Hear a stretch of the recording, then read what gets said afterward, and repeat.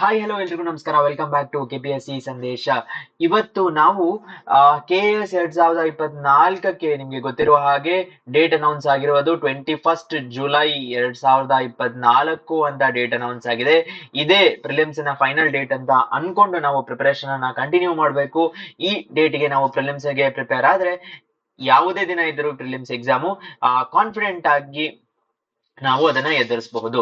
So ಇಂದಿನಿಂದ 40 ದಿನಗಳ ಏನು ಕಾಲಾವಧಿ ಉಳಿದಿದೆ ಪ್ರಿಲಿಮ್ಸ್ ಎಕ್ಸಾಮ್ಗೆ, ಆ ಟೈಮಿನಲ್ಲಿ ಒಂದು ರ್ಯಾಪಿಡ್ ರಿವಿಷನ್ ಸೀರೀಸ್ ಅನ್ನ ಮಾಡಬೇಕು ಅಂತ ಕ್ವಿಕ್ ಆಗಿ ಎಷ್ಟು ಟಾಪಿಕ್ಸ್ ಗಳಾಗುತ್ತೋ, ಎಷ್ಟು ಆ ಏನು ಘಟನೆಗಳನ್ನ ಕವರ್ ಮಾಡಬಹುದು ಅದನ್ನೆಲ್ಲ ಕವರ್ ಮಾಡಬೇಕು ಅನ್ನೋದು ಈ ರ್ಯಾಪಿಡ್ ರಿವಿಷನ್ ಸೀರೀಸಿನ ಮುಖ್ಯ ಉದ್ದೇಶ. ಸೊ ಈ ಸೀರೀಸಿನ ಮೊದಲನೇ ಒಂದು ಇದು ಏನು ಅಂದ್ರೆ ಕರ್ನಾಟಕದ ಪ್ರಚಲಿತ ಘಟನೆಗಳು ಪಾರ್ಟಿನ ಒಂದು ಭಾಗವನ್ನ ನೋಡಬೇಕು ಅಂತ. ಸೊ ಪ್ರಚಲಿತ ಘಟನೆಗಳು ನಿಮಗೆ ಗೊತ್ತಿರುವ ಹಾಗೆ ಒಂದು 2 ವರ್ಷಗಳ ಪ್ರಚಲಿತ ಘಟನೆಗಳನ್ನ ನಾವು ಆದಷ್ಟು ಕವರ್ ಮಾಡಬೇಕು.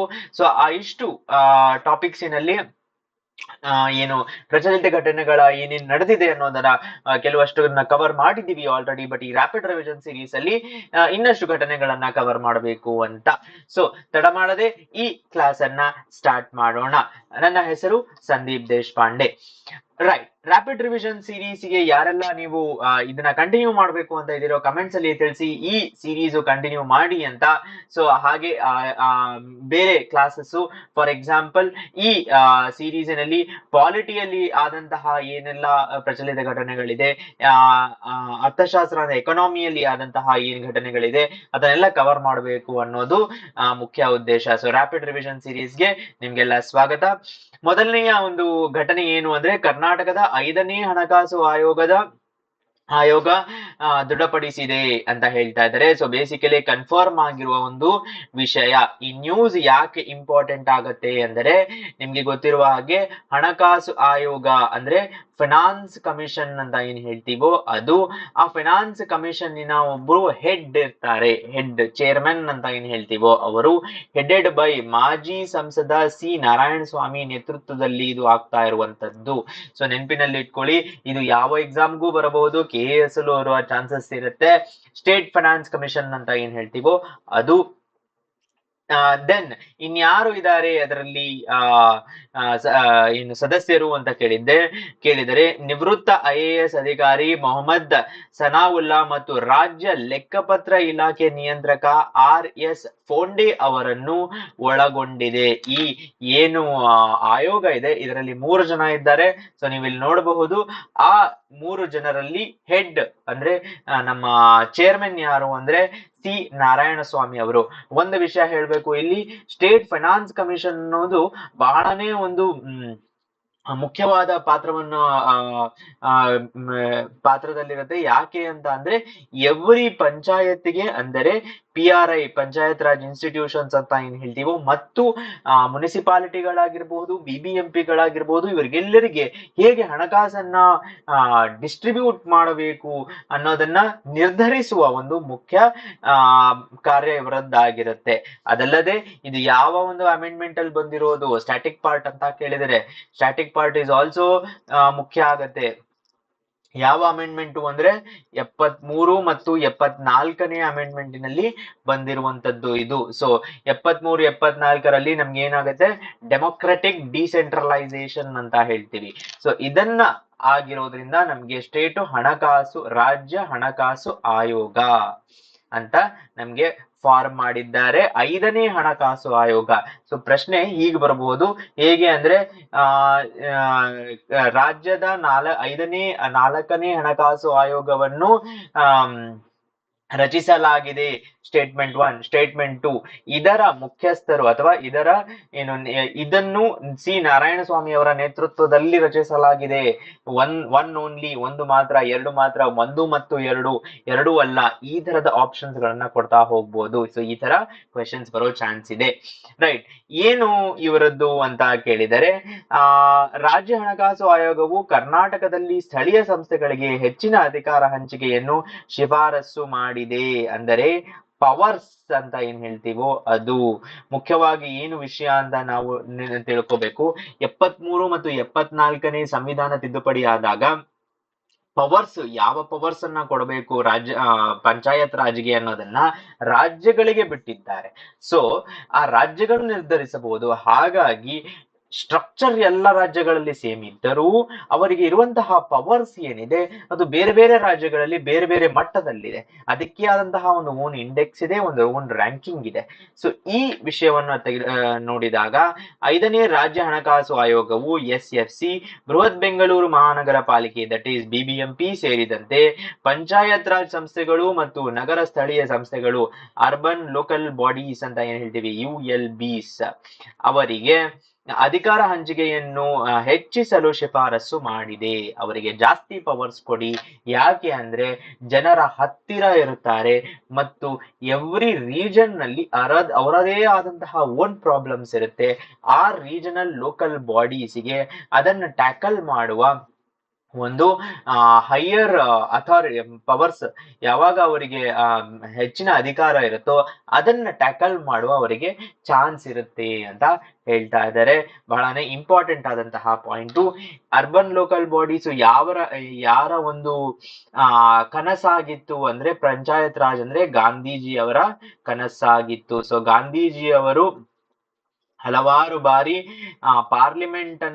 ಪಾರ್ಲಿಮೆಂಟ್ಗಿಂತ ಪಂಚಾಯತ್ಗಳೇ ಬಹಳ ಮುಖ್ಯ ಅಂತ ಅವರು ಯಾವಾಗ್ಲೂ ಒಂದು ವಿಷಯ ಹೇಳ್ತಾ ಇದ್ರು. ಏನು ಅಂದ್ರೆ ವಿಲೇಜ್ ರಿಪಬ್ಲಿಕ್ ಇರಬೇಕು, ಎವ್ರಿ ವಿಲೇಜ್ ಅನ್ನೋದು ಒಂದು ರಿಪಬ್ಲಿಕ್ ಆಗಿರಬೇಕು ಅನ್ನೋದು ಅವರ ಕನಸಾಗಿತ್ತು. ಪ್ಲಸ್ ಅದೇ ದೃಷ್ಟಿಕೋನದಲ್ಲಿ 73rd ಮತ್ತು 74th ಅನ್ನ ರಚಿಸಿರುವುದು.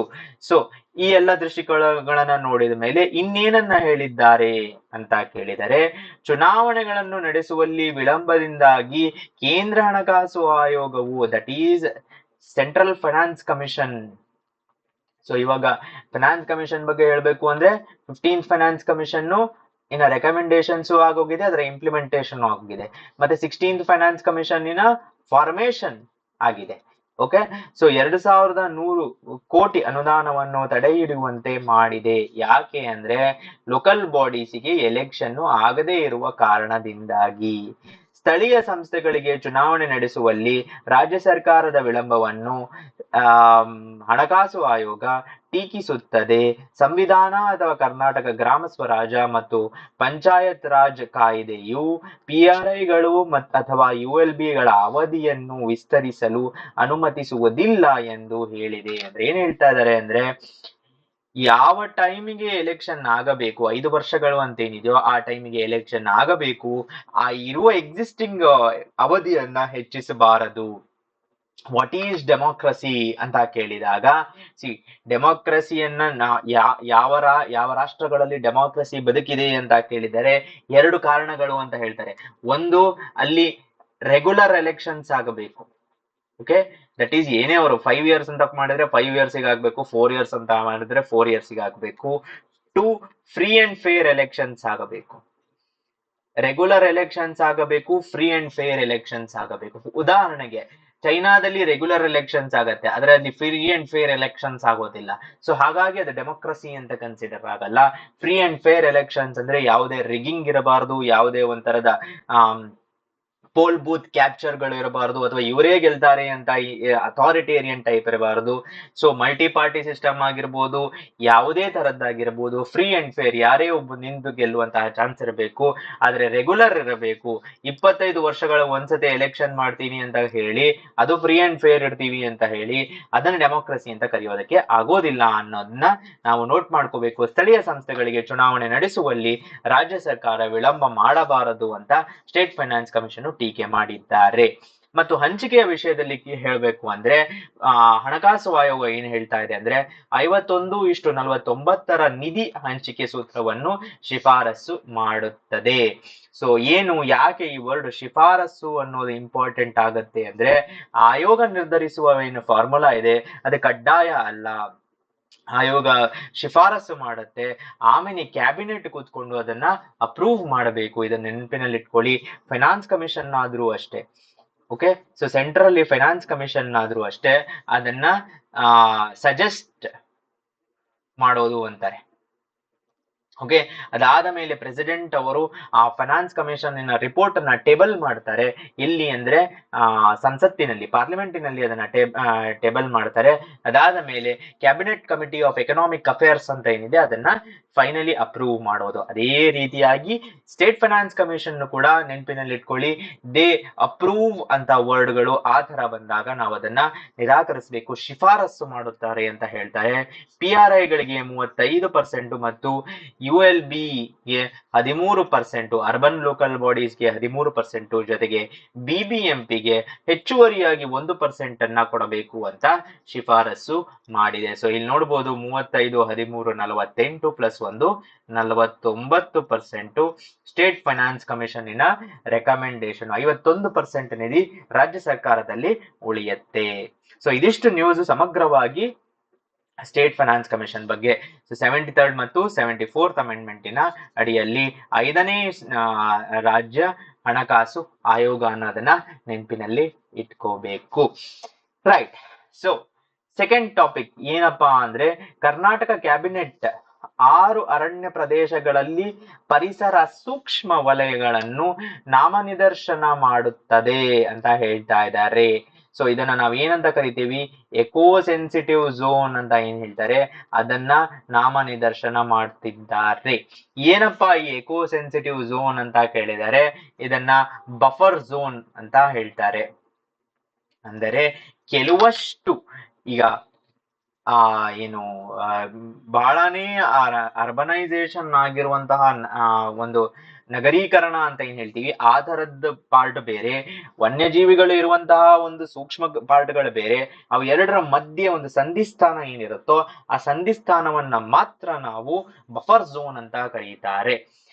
ಎಲ್ಲಿ ಎಕೋ ಸೆನ್ಸಿಟಿವ್ ಝೋನ್ಗಳು ಮಾಡ್ತಾ ಇದ್ದಾರೆ ಅಂದ್ರೆ 6 ಅರಣ್ಯ ಪ್ರದೇಶಗಳಲ್ಲಿ. ಎಲ್ಲಿ ಅಂದ್ರೆ ಕಪ್ಪತಗುಡ್ಡ, ಬುಕ್ಕಾಪಟ್ಟಣ, ಕಮ್ಮಸಂದ್ರ, ನಾಗರಹೊಳೆ, ಕಾವೇರಿ ವನ್ಯಜೀವಿ ಅಭಯಾರಣ್ಯ ಮತ್ತು ದಾಂಡೇಲಿ ವನ್ಯಜೀವಿ ಅಭಯಾರಣ್ಯವನ್ನು ಪರಿಸರ ಸೂಕ್ಷ್ಮ ವಲಯಗಳೆಂದು ಘೋಷಿಸಲಾಗಿದೆ ಅಂತ ಹೇಳ್ತಾ ಇದ್ದಾರೆ. ಈ ವಲಯಗಳನ್ನು ಪರಿಸರ ಸಂರಕ್ಷಣಾ ಕಾಯ್ದೆ 1986ರ ಅಡಿಯಲ್ಲಿ ನಿಯಂತ್ರಿಸಲಾಗುತ್ತದೆ. ಸೊ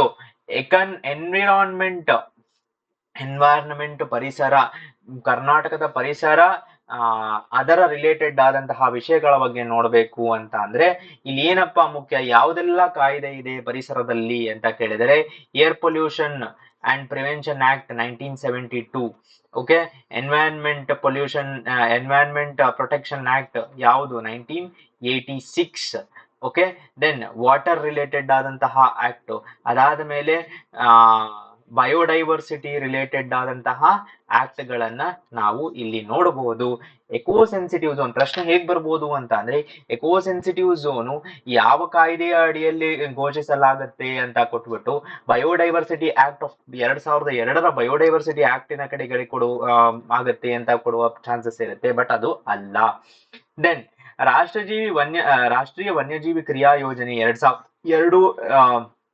2016ರ ಈ ವಲಯಗಳನ್ನು ಕಡ್ಡಾಯಗೊಳಿಸುತ್ತದೆ. ಸೊ ಈ national wild life action plan, ವನ್ಯಜೀವಿ ಕ್ರಿಯಾ ಯೋಜನೆ ಆಕ್ಷನ್ ಪ್ಲಾನ್ ಅನ್ನೋದು ಈ ವಲಯಗಳನ್ನು ಮ್ಯಾಂಡೇಟರಿಯಾಗಿ ಘೋಷಿಸಲೇಬೇಕು ಅಂತ ಹೇಳುತ್ತೆ.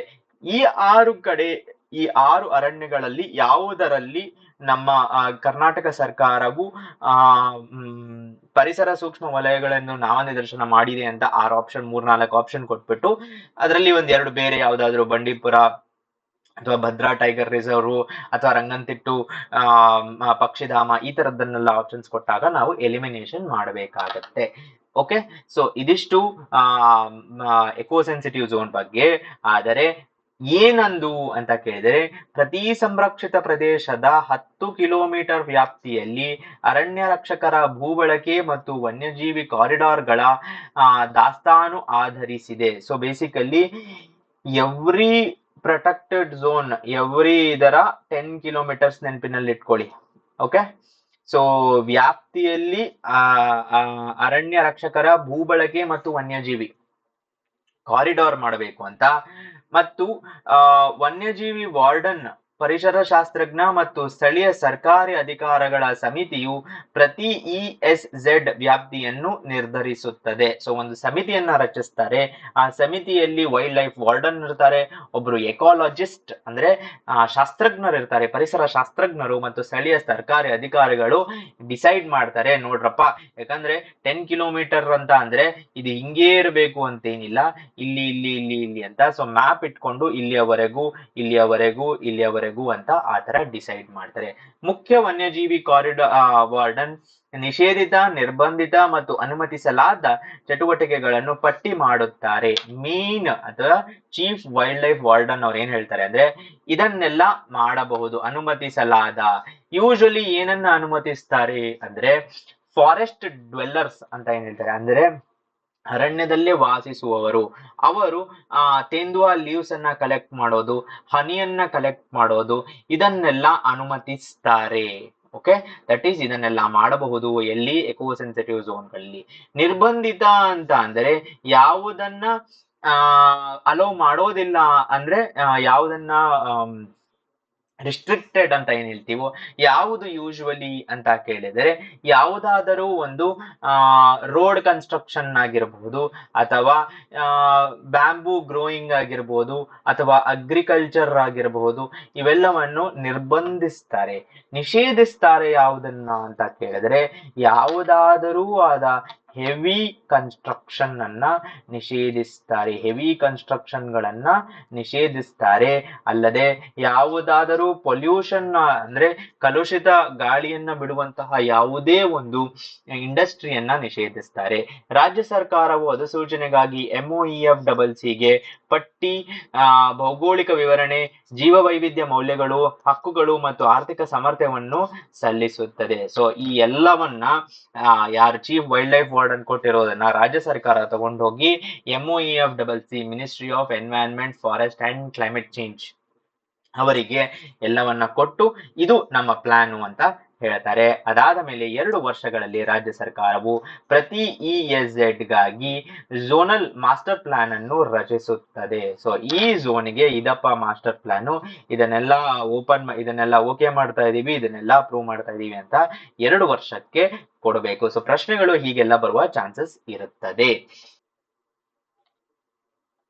ದೆನ್ ಮಾಡರೇಟು ತಂತ್ರಜ್ಞಾನ ಬೆಂಗಳೂರಿನಲ್ಲಿ ಉದ್ಘಾಟನೆಯಾಗಿದೆ. ಏನಪ್ಪಾ ಇದು ಮಾಡರೇಟು ಯಾವುದರ ಬಗ್ಗೆ ಅಂತ ಪ್ರಶ್ನೆ ಬರುವ ಚಾನ್ಸ್ ಇದೆ. ಏನದು ಅಂದ್ರೆ ಜಪಾನ್ನ ಅತ್ಯಾಧುನಿಕ ತಂತ್ರಜ್ಞಾನವಾದ ಮಾಡರೇಟು ಅನ್ನು ಬೆಂಗಳೂರಿನ ಪ್ರಮುಖ ಜಂಕ್ಷನ್ಗಳಲ್ಲಿ ಅಳವಡಿಸಲು ನಿರ್ಧರಿಸಲಾಗಿದೆ. ಸೊ ಈ ತರದ ಒಂದು ಜಪಾನಿನ ಒಂದು ರಿಲೇಟೆಡ್ ಆದಂತಹ ತಂತ್ರಜ್ಞಾನ JICA ನಿಂದ ಹಣ ಮತ್ತು ನಗೋಯಾ ನಿಂದ ಕಾರ್ಯಗತಗೊಳಿಸಲಾಗಿದೆ.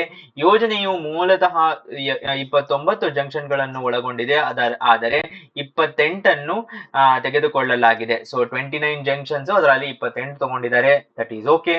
ಪ್ರಮುಖ ಘಟಕಗಳಲ್ಲಿ signal arms, so traffic control, ಕೌಂಟರ್ಗಳು ಮತ್ತು ಕ್ಯೂ ಉದ್ದದ ಮಾಪನೆ ವ್ಯವಸ್ಥೆಯನ್ನು ಮಾಡಿದ್ದಾರೆ. ಸೊ ಇದನ್ನೆಲ್ಲ ನೋಡ್ಬಿಟ್ಟು ಮಾಡ್ತಾ ಇರೋದು. ಸೊ ಈ ನ್ಯೂಸ್ ಅಲ್ಲಿ ಏನ್ ಇಂಪಾರ್ಟೆಂಟ್ ಅಂದ್ರೆ ಪ್ರಶ್ನೆ ಹೇಗ್ ಬರ್ಬೋದು ಅಂದ್ರೆ moderative technology is related to which of the following ಅಂತ ಬಂದಾಗ ಕ್ಲೈಮೇಟ್ ಚೇಂಜ್, ಏನು ನಮ್ಗೆ traffic signal, cryptocurrency and cyber security, ಇವೆಲ್ಲ ಆಪ್ಷನ್ಸ್ ಕೊಟ್ಟಾಗ ಕನ್ಫ್ಯೂಷನ್ ಆಗುತ್ತೆ. So this is the answer. Right. ಮುಂದಿನ ಒಂದು ಇಂಪಾರ್ಟೆಂಟ್ ಆದಂತಹ ಘಟನೆ ಯಾವುದು ಅಂದ್ರೆ ಘಾಟಿಯಾನ ಸ್ಯಾಂಗ್ವಿನೋಲೆಂಟಾ ಅನ್ನೋದು ಕರ್ನಾಟಕದಲ್ಲಿ ಹೊಸ ಏಡಿ ಪ್ರಭೇದಗಳನ್ನು ಕಂಡು ಹಿಡಿಯಲಾಗಿದೆ. ಸೊ ಇಲ್ಲಿ ನೋಡಬಹುದು ಈ ತರದ ಏಡಿ ಪ್ರಭೇದ. ಸೊ ಪ್ರಶ್ನೆ ಹೇಗ್ ಬರುತ್ತೆ ಅಂತ ಅಂದ್ರೆ ಕರ್ನಾಟಕದಲ್ಲಿ ನೀವು ರೀಸೆಂಟ್ ಆಗಿ ಘಾಟಿಯಾನ ಸ್ಯಾಂಗ್ವಿನೋಲೆಂಟಾ ಅನ್ನುವ ಒಂದು ಪ್ರಭೇದವನ್ನು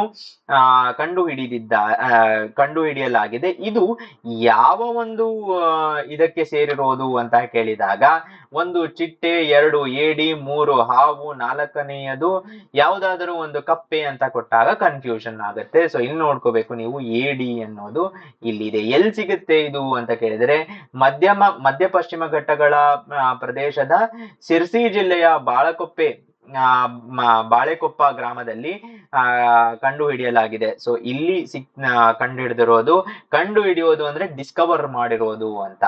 ಸೊ 2020ರಲ್ಲಿ ಪಶ್ಚಿಮ ಘಟ್ಟಗಳ ಪ್ರದೇಶಗಳಲ್ಲಿ ಮೊದಲ ಬಾರಿಗೆ ಕಂಡು ಬಂದಿದೆ.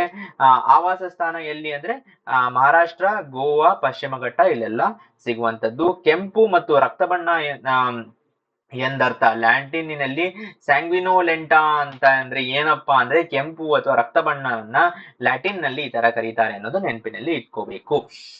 ರೈಟ್, ನೆಕ್ಸ್ಟ್ ಇಂಪಾರ್ಟೆಂಟ್ ಆದಂತಹ ಒಂದು ಡೆವಲಪ್ಮೆಂಟ್ ನ್ಯೂಸ್ ಏನಪ್ಪಾ ಅಂದ್ರೆ ಕರ್ನಾಟಕದ ಪುರಾತತ್ವ ಇಲಾಖೆಯು 181 ಸ್ಮಾರಕಗಳನ್ನು ರಕ್ಷಿಸಲಾಗಿದೆ ಎಂದು ಸೂಚಿಸಲು ಶಿಫಾರಸು ಮಾಡಿದೆ ಅಂತ ಹೇಳಿದ್ದಾರೆ. ಸೊ ಏನು ಆರ್ಕಿಯಾಲಜಿ ಡಿಪಾರ್ಟ್ಮೆಂಟ್ ಹೇಳಿದ್ದಾರೆ, 181 ಮಾನ್ಯುಮೆಂಟ್ಸ್ ನ ಪ್ರೊಟೆಕ್ಟೆಡ್ ಅಂತ ರೆಕಮೆಂಡ್ ಮಾಡಿದರೆ, ಘೋಷಿಸಿ ಅಂತ. ಯಾಕೆ ಅಂತ ಕೇಳಿದರೆ ಕರ್ನಾಟಕದ ಪ್ರಾಚೀನ ಮತ್ತು ಐತಿಹಾಸಿಕ ಸ್ಮಾರಕಗಳು ಮತ್ತು ಪುರಾತತ್ವ ಸ್ಥಳಗಳನ್ನು ಮತ್ತು ಆವೇಶಗಳ ಕಾಯಿದೆ 1961ರ ಅಡಿಯಲ್ಲಿ ಕರ್ನಾಟಕ ರಾಜ್ಯ ಸಂರಕ್ಷಿತ ಸ್ಮಾರಕಗಳ ದಾಸ್ತಾನು ಪರಿಷ್ಕರಣೆ, ಸೊ ಏನು ಇನ್ವೆಂಟರಿಯಲ್ಲಿ ಇದನ್ನ ಆಡ್ ಮಾಡಬೇಕು ಅಂತ. ಸ್ಮಾರಕಗಳ ಪ್ರಸ್ತುತ ಕಾನೂನು ಸ್ಥಿತಿಗೆ ದಾಖಲೆಗಳನ್ನು ಒದಗಿಸಲು ಕಂದಾಯ ಇಲಾಖೆ ರೆಸ್ಪಾನ್ಸಿಬಲ್. ಸೊ ನೆನಪಿನಲ್ಲಿ ಇಟ್ಕೊಳ್ಳಿ, ಏನು ಕರ್ನಾಟಕದ ಪುರಾತತ್ವ ಇಲಾಖೆಯ ಸ್ಮಾರಕಗಳ ರಕ್ಷಣೆಗೆ ಒಂದು ದಾಖಲೆಗಳನ್ನು, ಕಾನೂನಿನ ಸ್ಥಿತಿಯ ದಾಖಲೆಗಳನ್ನು ಒದಗಿಸುವ ಒಂದು ಇಂಪಾರ್ಟೆನ್ಸ್ ಯಾರದ್ದು ಅಂದ್ರೆ ಯಾರು ಕೊಡಬೇಕು ಅಂತ ಕೇಳಿದ್ರೆ ಕಂದಾಯ ಇಲಾಖೆ, ಕಾನೂನು ಇಲಾಖೆ ಅಂದ್ರೆ ಏನು ಮತ್ತೆ ಕಾನೂನು ಇಲಾಖೆ ಅಥವಾ ಇದು ನಮ್ಮ ಕಲ್ಚರಲ್ ಡಿಪಾರ್ಟ್ಮೆಂಟ್ ಅಂತ ಏನ್ ಹೇಳ್ತೀವಿ ಅದು ಅಂತ ಕೊಟ್ಟಾಗ ಕಂದಾಯ ಇಲಾಖೆ ಅನ್ನೋದು ಮುಖ್ಯ ಉದ್ದೇಶ. ಎರಡನೆಯ ಪಾರ್ಟ್ ಏನು ಅಂದ್ರೆ ಕರ್ನಾಟಕ ಡಿಜಿಟಲ್ ಹೆರಿಟೇಜ್ KDH ಕಾರ್ಯಕ್ರಮದಿಂದ 181 ಗುರುತಿಸಲಾದ ಸ್ಮಾರಕಗಳು. ಇದು ಕರ್ನಾಟಕ ರಾಜ್ಯ ವಿಜ್ಞಾನ ಮತ್ತು ತಂತ್ರಜ್ಞಾನ ಮಂಡಳಿಯ ಯೋಜನೆಯಾಗಿದೆ. ಇಷ್ಟನ್ನ ನೆನಪಿನಲ್ಲಿ ಇಟ್ಕೋಬಹುದು. ರೈಟ್, ಸೊ ಈ ನ್ಯೂಸು ಕಲ್ಚರ್ಗೆ ರಿಲೇಟೆಡ್ ಆದಂತದ್ದು. ದೆನ್ ಸ್ವಾವಲಂಬನೆ ಯೋಜನೆಯು ಮಹಿಳಾ ಮಾಲೀಕತ್ವದ ವ್ಯವಹಾರಗಳನ್ನು ಬೆಂಬಲಿಸಲು ಪ್ರಾರಂಭಿಸಲಾಗಿದೆ. ಸ್ವಾವಲಂಬನೆ ಯೋಜನೆ ಯಾವುದಕ್ಕೆ, ಯಾವ ಸ್ಕೀಮಿಗೆ ರಿಲೇಟೆಡ್ ಆದಂತದ್ದು? ಮಹಿಳಾ ಮಾಲೀಕತ್ವ ವ್ಯಾಪಾರಗಳು, ಮಹಿಳಾ ಏನು ಸ್ವಾಧಾರ್ ಗೃಹಗಳು ಮತ್ತು ಇದು ಏನು ಚಿಲ್ಡ್ರನ್ ವೆಲ್ಫೇರ್ಗೆ ಬೇಕಾಗಿರುವಂತಹ ಸ್ಕೀಮು, ಈ ತರದ ಆಪ್ಷನ್ಸ್ ಅನ್ನ ಕೊಟ್ಟಾಗ ಸಪೋರ್ಟ್ ವುಮೆನ್ ಓನ್ಡ್ ಬಿಸ್ನೆಸಸ್ ಅನ್ನೋದನ್ನ ನೆನಪಿನಲ್ಲಿ ಇಟ್ಕೊಳ್ಳಿ. ಸೆಕೆಂಡ್ ಕ್ವಶನ್ ಯಾವ ತರ ಬರ್ಬೋದು, ಇದನ್ನ ಯಾರು ಲಾಂಚ್ ಮಾಡಿದರು ಅಥವಾ ಯಾರು ಇದನ್ನ ಪ್ರಮೋಷನ್ ಮಾಡಿ NSRCEL ಮತ್ತು ಕರ್ನಾಟಕ ರಾಜ್ಯ ರೂರಲ್ ಲೈವ್ಲಿಹುಡ್ ಪ್ರಮೋಷನ್ ಸೊಸೈಟಿಯಿಂದ ಪ್ರಾರಂಭಿಸಲಾಗಿದೆ. ಇಲ್ಲಿ ನೋಡಬಹುದು ಇದರ ಫಸ್ಟ್ ಒಂದು ಬ್ಯಾಚ್ ಇಲ್ಲಿ ಕಾಣ್ತಾ ಇದೆ. ಎಲ್ಲ ವುಮೆನ್ ಲೆಡ್ ಬಿಸ್ನೆಸ್ಗಳು ಇಲ್ಲಿದೆ. ನೆಟ್ವರ್ಕಿಂಗ್ ಮತ್ತು ಆರ್ಥಿಕ ಬೆಂಬಲಕ್ಕಾಗಿ 150 ಗ್ರಾಮೀಣ ಮಹಿಳಾ ಉದ್ಯಮಿಗಳನ್ನು ಒಂದುಗೂಡಿಸುವ ಗುರಿಯನ್ನು ಹೊಂದಿದೆ. ಸೊ ಇದು ಮುಖ್ಯ ಉದ್ದೇಶ. ಯಾವುದರ ಕನ್ವರ್ಜೆನ್ಸ್ ಸ್ಕೀಮ್ ಅಂತ ಹೇಳ್ತೀವಿ ಇದನ್ನ. ಏನು ಸ್ಕೀಮು ಅಂದ್ರೆ national rural livelihood mission NRLM ಅಂತ ಏನಿದೆ ಮತ್ತು national rural economic transformation project, ಈ ಎರಡರ ಸಮ್ಮಿಲನದಲ್ಲಿ ಇರುವಂತದ್ದು. ಅಂಡ್ ವಿಶೇಷವಾಗಿ ಟೈರ್ 2 ಮತ್ತು ಟೈರ್ 3 ಸಿಟೀಸ್ ಅಂತ ಏನ್ ಹೇಳ್ತೀವಿ, ಅಲ್ಲಿಂದ ಬರುವಂತಹ ಏನು ಅಸ್ತಿತ್ವದಲ್ಲಿರುವಂತಹ ಮಹಿಳಾ ನೇತೃತ್ವದ ಮೈಕ್ರೋ ಬಿಸ್ನೆಸ್ ಗಳನ್ನು ಸ್ಕೇಲಿಂಗ್ ಮಾಡುವುದನ್ನು ಒಳಗೊಂಡಿದೆ. ಸೊ ಅದು ಹೇಗೆ ಸ್ಕೇಲ್ ಮಾಡಬೇಕು, ಯಾವುದೋ ಒಂದು ಟೈಲರಿಂಗ್ ಬಿಸ್ನೆಸ್ ಇದೆ ಅದನ್ನ ಅಲ್ಲಷ್ಟೇ ಅಲ್ಲದೆ ಮುಂದೆ ಹೇಗೆ ತಗೊಂಡೋಗ್ಬೇಕು, ಯಾರೋ ಒಬ್ರು ಉಪ್ಪಿನಕಾಯಿ ಬಿಸ್ನೆಸ್ ಇದೆ ಅಥವಾ ಒಂದು ಮೇಜರ್ ಆದಂತಹ ಬಿಸ್ನೆಸ್ ಯಾವುದು ಅಂತ ಕೇಳಿದರೆ ಲಿಜ್ಜತ್ ಪಾಪಡ್ ಅನ್ನೋದು ಒಂದು ಬಿಸ್ನೆಸ್. ಸೊ ಈ ಲಿಜ್ಜತ್ ಪಾಪಡ್ ಅನ್ನೋ ಬಿಸ್ನೆಸ್ ಏನಿದೆ ಅದು ಸೇವಾ ಅಂತ ಒಂದು women led self help group ಇಂದ ಮಾಡಿರುವಂತದ್ದು. ಓಕೆ, ಸೊ ಈ ಸೆಲ್ಫ್ ಹೆಲ್ಪ್ ಗ್ರೂಪ್ ಇಂದ ಈಲಾ ಭಟ್ ಅವರ ಸೇವಾ ಇಂದ ಮಾಡಿರುವಂತದ್ದು. ಇದನ್ನ ಅವರು ಬೇರೆ ಎಲ್ಲ ರಾಜ್ಯಗಳಲ್ಲಿ ಹರಡಿಸಿರೋದು, ಅದನ್ನೇ ಸ್ಕೇಲಿಂಗ್ ಅಪ್ ಅಂತ ಅಂತಾರೆ. ಓಕೆ, ಸೊ ಹೀಗೆ ಮಾಡೋದನ್ನ ಇದಕ್ಕೆ ಸರ್ಕಾರ ಏನ್ ಮಾಡ್ತಾರೆ ಅಂದ್ರೆ 15% ರೆವೆನ್ಯೂವನ್ನ ಇನ್ಕ್ರೀಸ್ ಮಾಡೋದಕ್ಕೆ ಹೇಗೆ ಅದನ್ನ ಒಂದು ಲೀಗಲ್ ಎಂಟಿಟಿಯಾಗಿ ಕನ್ವರ್ಟ್ ಮಾಡಬೇಕು ಮತ್ತು ಬೇರೆ ಕಡೆ ಬಿಸ್ನೆಸ್ ಹೇಗ್ ಮಾಡಬಹುದು ಅನ್ನೋದನ್ನ ಸರ್ಕಾರ ಹೆಲ್ಪ್ ಮಾಡುತ್ತೆ. ರೈಟ್, ಲಾಲ್ಬಾಗ್ ಸಸ್ಯೋದ್ಯಾನದಲ್ಲಿ ಕೀಟ ಕೆಫೆ ಪ್ರಾರಂಭ. ಸೊ ಇಲ್ಲಿ ನೋಡ್ಬೋದು ಏನಪ್ಪಾ ಇದು ಕೀಟ ಕೆಫೆ ಅಂತ ಕೇಳಿದರೆ ವಿಭಿನ್ನ ಇಂಡಿಯಾ ಫೌಂಡೇಶನ್ ಸಹಯೋಗದಲ್ಲಿ ತೋಟಗಾರಿಕೆ ಇಲಾಖೆಯಿಂದ ಪ್ರಾರಂಭಿಸಲಾಗಿದೆ. ಯಾರಿಬ್ರು ಸ್ಟಾರ್ಟ್ ಮಾಡಿರೋದು ಅಂತ, ಏನು ಅಂದ್ರೆ ಕೀಟ ಕೆಫೆಗಳೊಂದಿಗೆ ಸಾರ್ವಜನಿಕರಿಗೆ ಪರಿಚಿತರಾಗಲು ಮತ್ತು ಹಿತ್ತಲಲ್ಲಿ ಅವುಗಳ ಸ್ಥಾಪನೆಯನ್ನು ಉತ್ತೇಜಿಸಲು ಗುರಿಯನ್ನು ಹೊಂದಿದೆ. ಏನ್ ಮಾಡ್ತಾರೆ ಬೇಸಿಕಲಿ ಅಂದ್ರೆ, ಜೇನುನೊಣಗಳು, ಜೀರುಂಡೆಗಳು ಮತ್ತು ವುಡ್ಲೈಸ್ ಗಳಂತಹ ಕೀಟಗಳಿಗೆ ಸುರಕ್ಷಿತ ಮನೆಗಳನ್ನು ಒದಗಿಸುವ ಅಪ್ಸೈಕಲ್ಡ್ ಮರದಿಂದ ಮಾಡಿದ ವಿಭಿನ್ನ ವಿಭಾಗಗಳನ್ನು ಆ ವೈಶಿಷ್ಟ್ಯಗೊಳಿಸುತ್ತದೆ. ಸೊ ಬೇಸಿಕಲಿ ಈ ತರದ ಒಂದು ಕೆಫೆಯನ್ನ ಮಾಡಿದ್ದಾರೆ ಲಾಲ್ಬಾಗಿನಲ್ಲಿ. ಕೀಟಗಳು ಅಲ್ಲಿ ಹೋಗಿ ಏನು ಅರ್ಬನೈಸೇಷನ್ ಆಗಿರುವಂತಹ ಒಂದು ಎಲ್ಲ ಕಡೆ ಮಾಲಿನ್ಯ ಪ್ರದೇಶದಿಂದ ದೂರವಾಗಬೇಕು ಅಂತ ಅಲ್ಲಿ ಹೋಗಿ ವಾಸವಾಗುವಂತಹ ಒಂದು ಜಾಗ. ದೆನ್ ಮುಖ್ಯವಾದಂತಹ ಒಂದು ನ್ಯೂಸ್, ಎಐ ಏನ್ ನ್ಯೂಸ್ಗಳಿದೆ ಎಲ್ಲವೂ ಮುಖ್ಯವಾದಂತಹ ನ್ಯೂಸು. ಕರ್ನಾಟಕದಲ್ಲಿ ಆರ್ಟಿಫಿಷಿಯಲ್ ಇಂಟೆಲಿಜೆನ್ಸ್, ಕೃತಕ ಬುದ್ಧಿವಂತಿಕೆ ಅಂತ ಏನ್ ಹೇಳ್ತೀವೋ ಅದು ಶ್ವಾಸಕೋಶದ ಕ್ಯಾನ್ಸರ್ ಅನ್ನ ಸ್ಕ್ರೀನಿಂಗ್ ಅನ್ನ ಮಾಡುವಂತಹ ಒಂದು ಟೆಕ್ನಾಲಜಿ ಕರ್ನಾಟಕ ಸರ್ಕಾರ Cure.ai ಅನ್ನೋದರಿಂದ ಅಳವಡಿಸಿಕೊಂಡಿದ್ದಾರೆ. ಒಂದು ಸ್ಟಾರ್ಟ್ಅಪ್ Cure.ai ಅನ್ನೋದು, ಅವರು ಈ ತಂತ್ರಜ್ಞಾನ ಶ್ವಾಸಕೋಶದ ಕ್ಯಾನ್ಸರ್, ಲಂಗ್ ಕ್ಯಾನ್ಸರ್ ಅಂತ ಏನ್ ಹೇಳ್ತೀವಿ, ಆ ಲಂಗ್ ಕ್ಯಾನ್ಸರ್ ಸ್ಕ್ರೀನ್ ಮಾಡಿ ಅದನ್ನ ಹುಡುಕಿ ಅದನ್ನ ತೆಗೆಯುವಂತದ್ದು. 19 ಜಿಲ್ಲೆ ಆಸ್ಪತ್ರೆಗಳಲ್ಲಿ ಎಐ ಆಧಾರಿತ ಶ್ವಾಸಕೋಶದ ಕ್ಯಾನ್ಸರ್ ತಪಾಸಣೆಯನ್ನು ಪ್ರಾರಂಭಿಸಲು ರಾಜ್ಯ ಆರೋಗ್ಯ ಇಲಾಖೆ ಮುಂದಾಗಿದೆ. 19 ಜಿಲ್ಲಾ ಆಸ್ಪತ್ರೆಗಳಲ್ಲಿ ಆರೋಗ್ಯ ಟೆಕ್, ಸೊ ಏಡ್ ಟೆಕ್ ಅಂತ ಏನ್ ಹೇಳ್ತೀವೋ ಆ ತರ ಹೆಲ್ತ್ ಟೆಕ್ ಅಂತ ಸ್ಟಾರ್ಟ್ ಆಗಿದೆ. ಹೆಲ್ತ್ ಟೆಕ್ ಗಳಲ್ಲಿ ಸೊ ಏನಪ್ಪಾ ಮಾಡ್ತಾರೆ ಅಂದ್ರೆ, ಫಾರ್ ಎಕ್ಸಾಂಪಲ್ 5C ಅಂತ ಒಂದು ಕಂಪನಿ ಇದೆ. ಅವ್ರು ಏನ್ ಮಾಡ್ತಾರೆ ಅಂದ್ರೆ, ಯಾವುದೇ ಒಂದು ಪ್ರೈಮರಿ ಹೆಲ್ತ್ ಸೆಂಟರ್ ಆಗಿರ್ಬೋದು, ಒಂದು ವಿಲೇಜ್ ಅಲ್ಲಿ ಆದಂತಹ ಒಂದು ಎಕ್ಸ್ರೇ ಅನ್ನ ತಗೊಂಡು ಆ ಯಾವ ಲ್ಯಾಬ್ ಇರುತ್ತೋ ಆ ಲ್ಯಾಬ್ ಅವ್ರ ಜೊತೆ ಟೈ ಅಪ್ ಮಾಡಿ, ಇವರು ಆ ಎಕ್ಸ್ರೇ ಆಗಿರ್ಲಿ, ಬ್ಲಡ್ ಸ್ಯಾಂಪಲ್ ಗಳಾಗಿರ್ಲಿ, ಅದರ ಒಂದು ಬೇಸಿಕ್ ರೀಡಿಂಗ್ ಅನ್ನ ಕಳಿಸಿದರೆ ಸಾಕು. 5C ಅನ್ನುವ ಕಂಪನಿ, 5C ನೆಟ್ವರ್ಕ್ ಅನ್ನುವ ಕಂಪನಿ, ಇವರ ಒಂದು ಗ್ರೂಪ್ ಆಫ್ ರೇಡಿಯಾಲಜಿಸ್ಟ್ ಯಾರಿರ್ತಾರೋ ಆ ರೇಡಿಯಾಲಜಿಸ್ಟ್ ಅವರ ಟೀಮಿಗೆ ಕಳಿಸಿ, ಅವರು ಆ ರಿಪೋರ್ಟ್ ಅನ್ನು ನೋಡಿ ಇವರಿಗೆ ಏನಾಗಿದೆ ಅಂತ ರಿಪೋರ್ಟ್ ಅನ್ನ ಇವರಿಗೆ ಕಳಿಸ್ತಾರೆ. ಸೊ ಇದು ಹೆಲ್ತ್ ಟೆಕ್ ಅಥವಾ ಏಡ್ ಟೆಕ್ ತರ ಹೆಲ್ತ್ ಟೆಕ್ ಅನ್ನುವುದನ್ನ ಸ್ಟಾರ್ಟ್ ಆಗಿದೆ. ತಂತ್ರಜ್ಞಾನವನ್ನು ಮೊದಲು ಬೆಂಗಳೂರಿನ ಕೆಸಿ ಜನರಲ್ ಆಸ್ಪತ್ರೆಯಲ್ಲಿ ನಿಯೋಜಿಸಲಾಗುವುದು. ಸೊ ಸ್ಕ್ರೀನಿಂಗ್ ಒಂದು ಎದೆಯ ಕ್ಷ ಕಿರಣ, ದಟ್ ಈಸ್ ಬೇಸಿಕಲಿ ಎಕ್ಸ್ರೇ ಮಾಡಿ ಶ್ವಾಸಕೋಶದ ಕಾಯಿಲೆಗಳನ್ನು ಪರೀಕ್ಷಿಸುತ್ತದೆ. ಸೊ ಬಹಳನೇ ಇಂಪಾರ್ಟೆಂಟ್ ಆದಂತಹ ನ್ಯೂಸ್ ಇದು. ದೆನ್ ಗ್ಯಾಸ್ ಡಿಸ್ಟ್ರಿಬ್ಯೂಷನ್ ಬಗ್ಗೆ, ಕರ್ನಾಟಕದ ಕ್ಯಾಬಿನೆಟ್ ಸಿಟಿ ಗ್ಯಾಸ್ ಡಿಸ್ಟ್ರಿಬ್ಯೂಷನ್ ನೆಟ್ವರ್ಕ್ಗಾಗಿ ರಾಜ್ಯ ನೀತಿಯನ್ನು ತೆರವುಗೊಳಿಸಿದೆ. ಸೊ ಒಂದು ಸ್ಟೇಟ್ ಪಾಲಿಸಿ ಮಾಡಿದ್ದಾರೆ, ಅದನ್ನ ಕ್ಯಾಬಿನೆಟ್ ಒಪ್ಪಿಕೊಂಡಿದೆ, ಕ್ಲಿಯರ್ ಮಾಡಿದ್ದಾರೆ. ಏನು ಅಂದ್ರೆ ಸಿಟಿ ಗ್ಯಾಸ್ ಡಿಸ್ಟ್ರಿಬ್ಯೂಷನ್ ಏನು ಮೇನ್ ಅಜೆಂಡಾ ಏನು ಅಂದ್ರೆ, ಸಾರಿಗೆ ವಾಹನಗಳಲ್ಲಿ ಶುದ್ಧ ಶಕ್ತಿ, ದಟ್ ಈಸ್ ಕ್ಲೀನ್ ಎನರ್ಜಿ ಮತ್ತು CNG ಬಳಕೆಯನ್ನು ಉತ್ತೇಜಿಸುವುದು, ಇದು ಮುಖ್ಯ ಉದ್ದೇಶ. ಸಿಟಿ ಗ್ಯಾಸ್ ಡಿಸ್ಟ್ರಿಬ್ಯೂಷನ್ ಅಲ್ಲಿ ನಮ್ಗೆ CNG ಯನ್ನ ಇಂಪ್ರೂವ್ ಮಾಡಬೇಕು ಅಂತ. ನಗರ ಅನಿಲ ವಿಸ್ತರಣಾ ಘಟಕಗಳಿಗೆ ಕಾಲಮಿತಿಯಲ್ಲಿ ಅನುಮತಿಗಳು ಮತ್ತು ಏನು ಡಿಸ್ಟ್ರಿಬ್ಯೂಷನ್ ಅನ್ನ ನೀಡುತ್ತದೆ. ಓಕೆ, ಸೊ ಮುಖ್ಯವಾಗಿ ಇನ್ನೊಂದು ಏನು ಅಂದ್ರೆ, ಈ ಕರೆಂಟ್ ಗ್ಯಾಸ್ ಶೇರ್ ಏನಿದೆ ಎನರ್ಜಿ ಮಿಕ್ಸಿನಲ್ಲಿ ಭಾರತದ್ದು ಅಂತ ಅಂದ್ರೆ 6.2% ಇದೆ. ಗೋಲ್ ಎಷ್ಟು 2030 ಇದೆ ಅಂದ್ರೆ 15% ಅಷ್ಟು ಇನ್ಕ್ರೀಸ್ ಆಗ್ಬೇಕು ಅನ್ನೋದು ಮುಖ್ಯ ಉದ್ದೇಶ. ಓಕೆ, ಸೊ ನೆಕ್ಸ್ಟ್ ಕ್ವಿಕ್ ಆದಂತಹ ಶಾರ್ಟ್ ನ್ಯೂಸ್, ಏನು ಟಿಪ್ ಬಿಟ್ಸ್ ಅಂತ ಏನ್ ಹೇಳ್ತಾರೋ ಆ ತರದ ನ್ಯೂಸ್.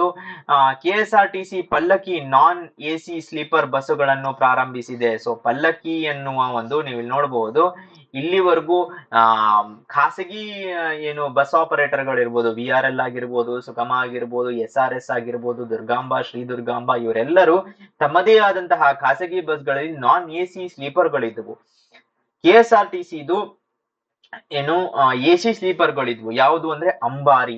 KSRTC ಇದು AC ಸೀಟರ್ ಗಳು ಯಾವುದು ಅಂತ ಕೇಳಿದರೆ ನಮಗೆ ಐರಾವತ ಅಂತ ಹೇಳ್ತೀವಿ. ಅದೇ ರೀತಿ ರಾಜಹಂಸ, ಇದೆರಡರ ಮಧ್ಯೆ ಬರುವಂತದ್ದು non AC sleeper Pallakki. Okay, ಹೊಸದಾದಂತಹ launched non A C sleeper bus, 40 Pallakki ಬಸ್ಗಳನ್ನು 100 ನ್ಯೂ ಸಾರಿಗೆ ವೇರಿಯಂಟ್ಗಳಲ್ಲಿ ಮಾಡಿದ್ದಾರೆ. ಹ್ಯಾಪಿನೆಸ್ ಈಸ್ ಟ್ರಾವೆಲಿಂಗ್, ಏನು ಸಂತೋಷ ಎಂದರೆ ಏನು ಅಂದರೆ ಸಂತೋಷ ಎಂದರೆ ಪ್ರಯಾಣ ಅಂತ ಅನ್ನೋದನ್ನ ಇದರ ಟ್ರ್ಯಾಗ್ ಲೈನ್ ಆಗಿದೆ. ಇನ್ನೊಂದು ನ್ಯೂಸ್ ಯಾವುದು ಅಂದ್ರೆ ಅಶ್ವಮೇಧ ಅನ್ನೋದು ಒಂದು ಬಸ್ಸು. ಅಶ್ವಮೇಧ ಬಸ್ಗಳ ಸಂಖ್ಯೆಯನ್ನ ಹೆಚ್ಚು ಮಾಡಿದ್ದಾರೆ. ಅಶ್ವಮೇಧ ಬಸ್ಗಳು ಯಾವುದು ಅಂದ್ರೆ point to point bus, district head quarters ಇಂದ ಬೆಂಗಳೂರಿಗೆ ಬರುವಂತಹ ಬಸ್ಗಳನ್ನ ಅಶ್ವಮೇಧ ಬಸ್ ಅಂತ ಕರೀತಾರೆ. ಕರ್ನಾಟಕದಲ್ಲಿ ಆ ಬಸ್ಗಳನ್ನು ಹೆಚ್ಚಾಗಿ ಮಾಡಿದ್ದಾರೆ. ಯಾವ ಸ್ಕೀಮು ಬಸ್ಗಳಿಗೆ ಗ್ಯಾರಂಟಿ ಸ್ಕೀಮು ಬಸ್ಗಳಿಗೆ ಯಾವುದು ಅಂತ ಕೇಳಿದ್ರೆ ನಮ್ಗೆ ಗೊತ್ತಿರುವ ಹಾಗೆ ಶಕ್ತಿ ಸ್ಕೀಮು ಬಸ್, ವುಮೆನ್ ಬಸ್ಗೆ ಕಾರ್ಡು. ಬಟ್ ಈ ಯಾವ ಬಸ್ಗಳಲ್ಲಿ ಆ ಸ್ಕೀಮು ನಡೆಯೋದಿಲ್ಲ. ರೈಟ್. ಸೊ ಇದರೊಂದಿಗೆ ನಮ್ಮ 40 ದಿನಗಳ ರ್ಯಾಪಿಡ್ ರಿವಿಷನ್ ಸೀರೀಸಿನ ಮೊದಲನೇ ಭಾಗವನ್ನ ಮಾಡಿದ್ದೀವಿ. ನಿಮ್ಗೆ ಇಷ್ಟ ಆಗಿದ್ರೆ ಕಂಟಿನ್ಯೂ ಅಂತ ಕಮೆಂಟ್ಸ್ ಅಲ್ಲಿ ತಿಳಿಸಿ. ನೆಕ್ಸ್ಟ್ ಕ್ಲಾಸ್ ಅಲ್ಲಿ ಮತ್ತೆ ಸಿಗೋಣ. ನಿಮ್ ಸಪೋರ್ಟ್ ಹೀಗೆ ಇರಲಿ. ಧನ್ಯವಾದ.